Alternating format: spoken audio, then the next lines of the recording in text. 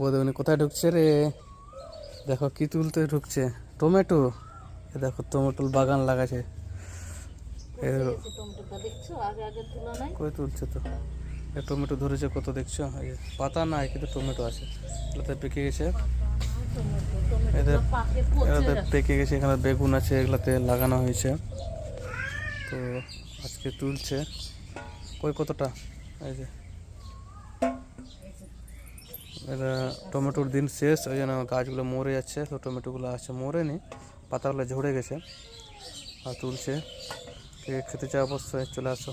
টক না রে, এর টক করবে টমেটোর। কই দেখো, কই দেখি, এই যে দেখো, এই যে বাগান চাষ করেছে এখানে। বেগুন আছে, বেগুনও বড় বড়।